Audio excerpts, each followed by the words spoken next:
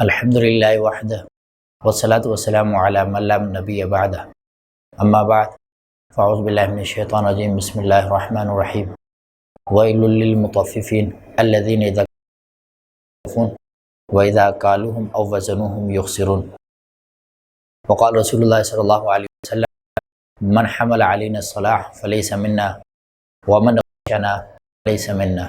او کما قال علیہ الصلاۃ والسلام صدق اللہ وصدق رسول النبی الکریم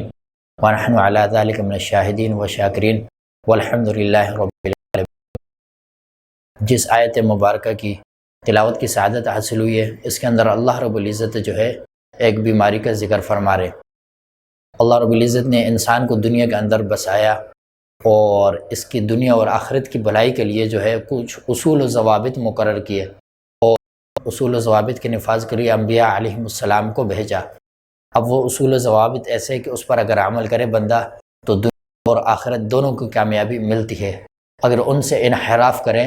تو دنیا بھی بندے کی بگڑ جاتی ہے اور آخرت بھی خراب ہو جاتی ہے اور معاشرے کے اندر جو ہے افراتفری فساد پھیل جاتا ہے۔ ان ہی چیزوں کے اندر جو ہے نا ایک اصول یہ بھی ہے کہ کسی کو دھوکہ نہیں دینا، کسی چیز کے اندر ملاوٹ نہیں کرنی،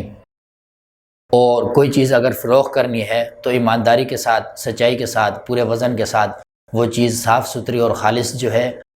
کسٹمر کو مہیا کرنی ہے۔ تو رسول اللہ صلی اللہ علیہ وسلم کا فرمان مبارک ہے من غشنا فلیس منا، کہ جو بندہ ملاوٹ کرتا ہے، دھوکہ دیتا ہے، وہ ہم میں سے نہیں ہے۔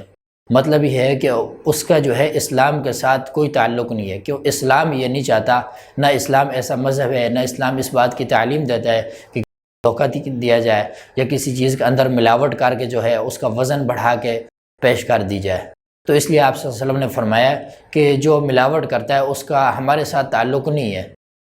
اور ملاوٹ جو ہے کسی بھی قسم کی ہو اس کی اسلام جو ہے اجازت نہیں دیتا، جس کے اندر جو ہے اگلے بندے کے لیے دھوکہ ہو، چاہے وہ کھانے پینے کی چیزیں ہوں یا وغیرہ ہوں، تو ان چیزوں کے اندر ملاوٹ کرنے کی قطعاً گنجائش نہیں ہے۔ اور ملاوٹ جو ہے جس بھی قسم کی ہو، مثلا اگر دودھ ہے تو اب اگر دودھ کیمیکل سے بنایا گیا تو اب وہ دودھ ہے ہی نہیں، یہ بھی ایک قسم کا دھوکہ ہے۔ اگر دودھ ہے اور اس کے اندر ملا دیں تو یہ بھی ایک قسم کا دھوکہ اور ملاوٹ ہے۔ یا دودھ جو ہے خالص نہیں ہے، اس کے اندر گائے اور بھینس دونوں کا دودھ ملایا اور آگے یہ کہہ کر بیچا جا رہا ہے کہ یہ بھینس کا دودھ ہے، تو یہ بھی ایک قسم کا جو ہے دھوکہ ہے۔ اس طرح اور جو چیزیں ہیں ان کے اندر ملاوٹ کرنا، حتیٰ کہ ادویات کے اندر لوگ ملاوٹ کرنے سے نہیں چونکتے، جس کے اندر زندگی کا دار و مدار اسی پر منحصر ہوتا ہے۔ تو اس طرح کی چیزوں سے جو ہے بچنا چاہیے۔ رسول اللہ صلی اللہ علیہ وسلم ایک مرتبہ بازار کے اندر تشریف لے جا رہے تھے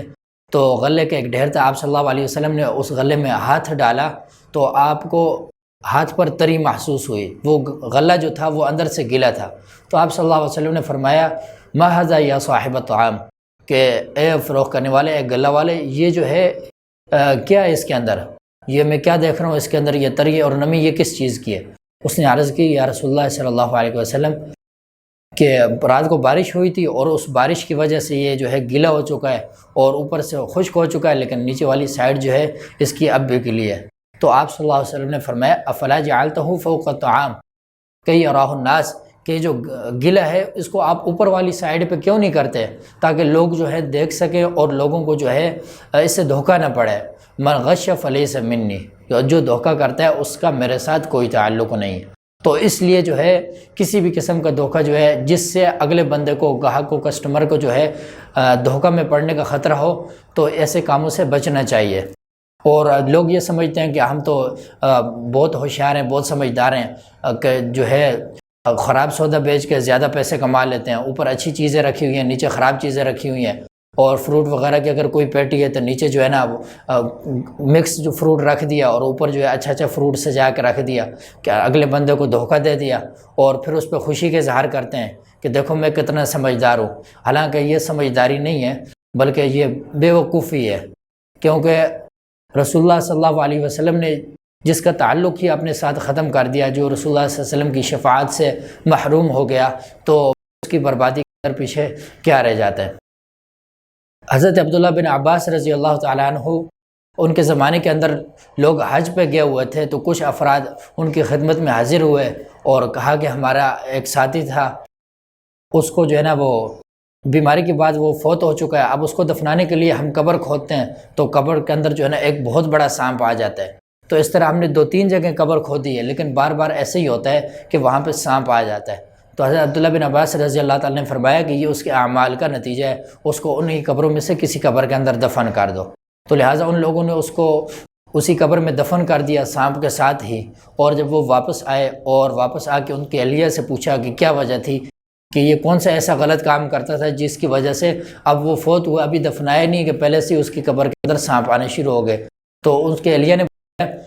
کہ یہ عادت تھی، تاجر تھا، یہ گندم فروخت کرتا تھا، تو اب جتنا گھر کا خرچہ ہوتا اتنی گندم یہ نکال دیتا اور اتنی جو ہے اس کی جگہ اور چیزیں اس کی ملاوٹ کر دیتا تھا، تو جس کی وجہ سے جو ہے اب وہ فوت ہوا، فوت ہوتے ہی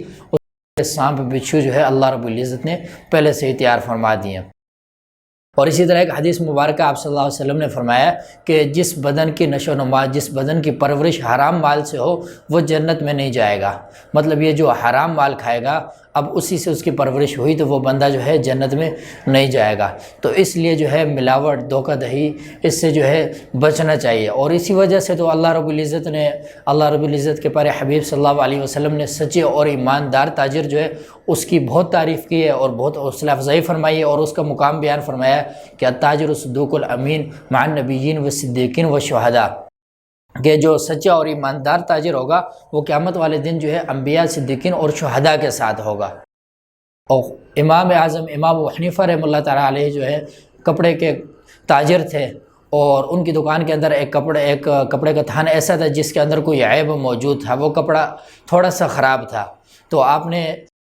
لڑکوں سے کہا کہ بھائی جب اس کپڑے کو بیچنے لگو تو گاہک کو بتا دینا کہ اس کپڑے کے اندر یہ خرابی ہے۔ اب جب وہ کپڑا انہوں نے بیچا تو اس وقت بتانا یاد نہیں رہا، امام صاحب آئے، دیکھا کہ وہ تھان نہیں ہے۔ اب اگر آج کل کا کوئی تاجر ہوتا ہے تو وہ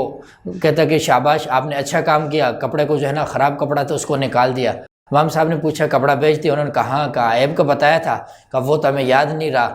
تو اب اس بندے کو جو ہے جو کسٹمر تھا اس کو پورے علاقے کے اندر ڈھونڈتے رہے، اور کافی تگ و دو کے بعد، کافی محنت کے بعد جو ہے وہ ملا۔ تو پھر اسے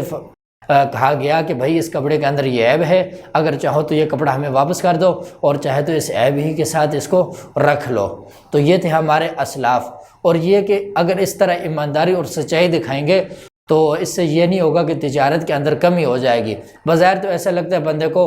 کہ وہ دھوکہ دے کے، فراڈ کر کے وہ مال بنا رہا ہوتا ہے، لیکن حقیقت میں وہ مال بنا نہیں رہا ہوتا بلکہ اپنی دنیا اور آخرت کو خراب کر رہا ہوتا ہے۔ اللہ رب العزت قرآن مجید میں فرماتا ہے یمحق اللہ الربا ویربی الصدقات، کہ اللہ رب العزت ربا اور سود کو ختم فرماتے ہیں اور صدقات کو بڑھاتے ہیں۔ بظاہر اب اس میں دیکھا جائے تو سود کے اندر تو مال بڑھتا ہے، اضافی پیسے میں اور مال ملتا ہے، اور صدقات کے اندر جو ہے نا بظاہر بندے کا جو مال ہوتا ہے وہ کم ہو رہا ہے، گھٹ رہا ہوتا ہے، لیکن اللہ رب العزت فرماتے ہیں کہ نہیں، یہ حقیقت میں بڑھ رہا ہے۔ ایک تو اللہ رب العزت کے ہاں بڑھ رہا ہوتا ہے، اور دوسرا اللہ رب العزت دنیا کے اندر جو ہے اس بندے کو آفات، مصیبتوں اور پریشانیوں سے محفوظ رکھتے ہیں۔ تو اس طرح جو ہے اس کے مال کے اندر،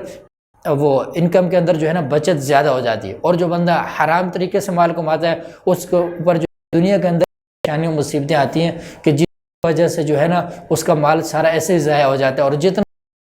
پریشان رہتا ہے اور اس کو سمجھ نہیں آتی کہ اتنا میں کماتا ہوں اور یہ جا کہاں رہا ہے۔ تو اللہ رب العزت ہے کہ ہمیں دین اسلام کو سمجھنے اور اس کے مطابق زندگی گزارنے کی الحمدللہ۔